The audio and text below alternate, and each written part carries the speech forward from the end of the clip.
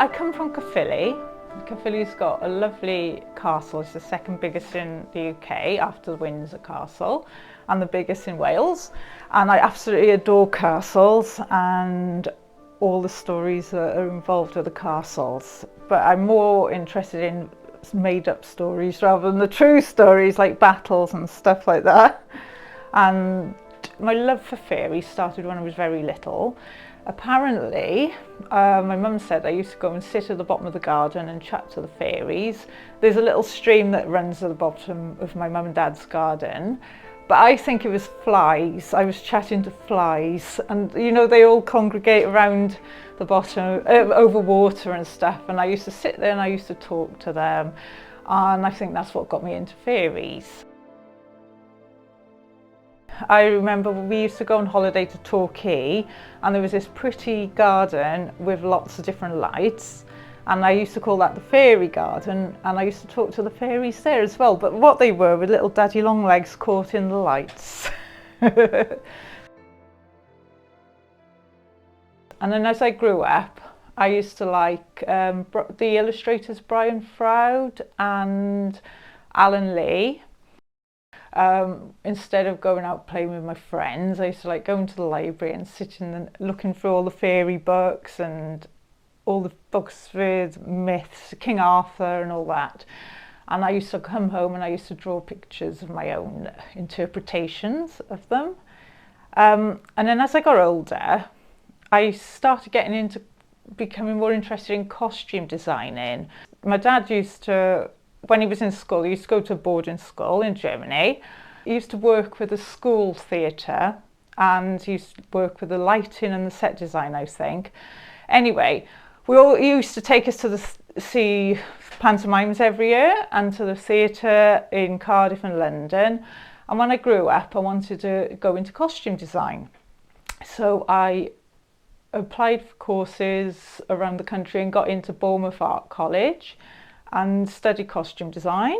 So I used my costume, love of costume, and my love of fairy tales, and I just painted drawings that, combined both costume and history and storytelling. So my art is sort of, it goes off in different directions. I've got the fairy art, I've got the whimsical animal art, I've got children's illustration, and then I've done some work for some art galleries.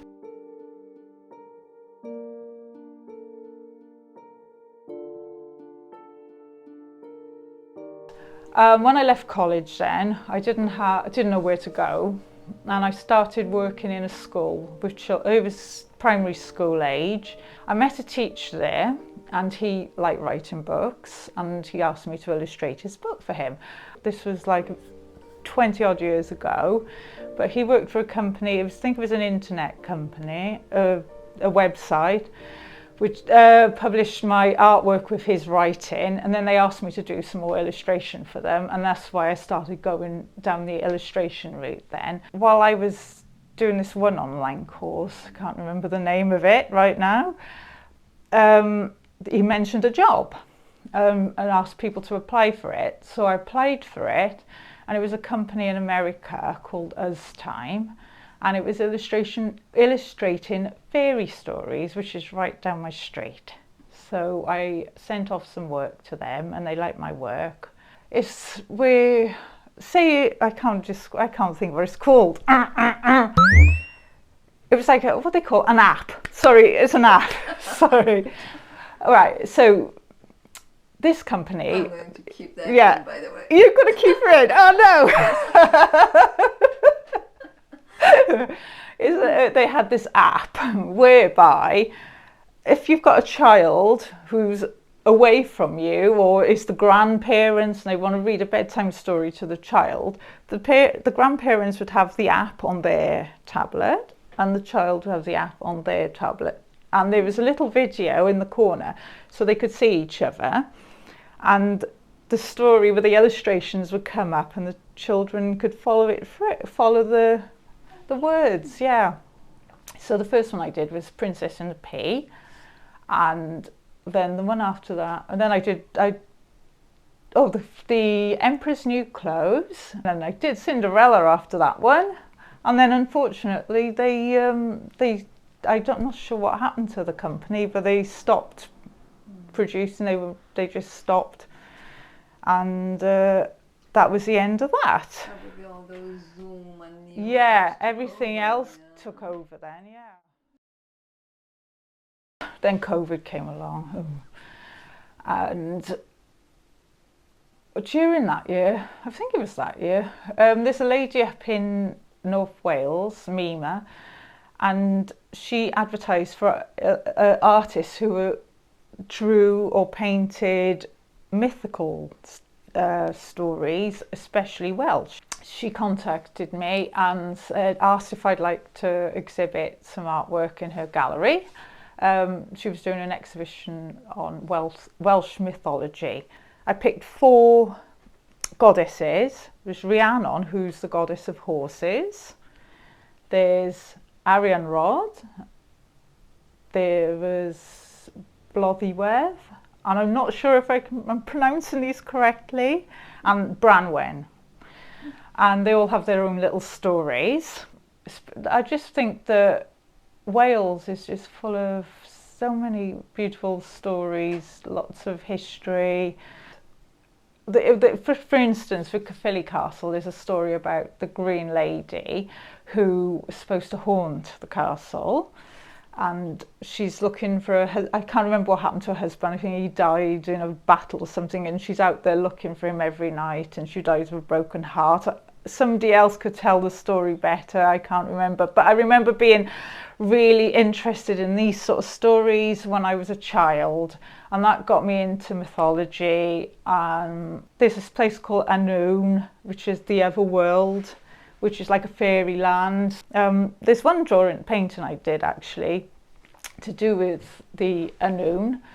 It's a girl, and it's my niece, and what we did, we went for a walk up the Caerphilly Mountain. We had a mirror, and a really tall mirror, and she was dressed up. She was only about 10 at the time, and we found this tree, and I set her up in front of this tree. When she's looking into the mirror, she can see nighttime, the moon, and I just wanted to do it, portray the mirror image different to what we saw, just to show it was fairyish and magic.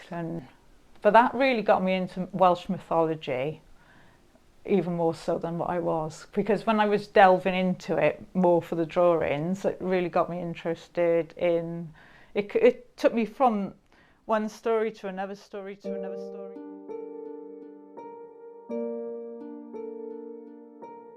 One Christmas, my friend wanted me to do a drawing for her and a painting. So she loves rabbits. I decided to draw a hare, which is like a rabbit, isn't it? But I wanted to make him cute and whimsical, and I put a jumper on him. So this is it here, with a big moon in the background and a cute little jumper on him like that. And she absolutely loved it. And I thought to myself, I'd like to do more animals in Christmas jumpers. The next one I did was a fox, and this one I did a little badger, and he's got some mistletoe and he's looking for somebody to kiss under the mistletoe. And then this year I did a hedgehog, and I wouldn't mind just doing a little series of all British woodland animals wearing little Christmas jumpers. Also, I would like to do, this was inspired by my dad at Christmas time. He was asleep while we were having our Christmas dinner, and I took a photo of him asleep on the chair like that. And I looked at it and I thought that would be brilliant if I could do a Christmas dinner scene with all the little animals and their jumpers and whatever, Christmas time, and an old animal is fast asleep while everyone else is having fun around him. And I could see my dad as a badger, I think. I've got some friends who are crows, and they follow me around at home, and I like to feed them when I'm going on dog walks, and I absolutely adore them. I've got a stuffed toy crow in my art studio as well. I've got 2 dogs, and I love just walking for miles in woods. And when you go for a walk in the woods, gnarled old trees. I love the shapes of them. They look like little worlds in themselves. If you look at folklore and mythology, nature's very important part of that. I feel more at home when I'm in nature. I do feel part of it. It feels more natural than being inside. But my little animals, they get cold in the winter, so they have to wear jumpers, and the trees all have little fairies living in them.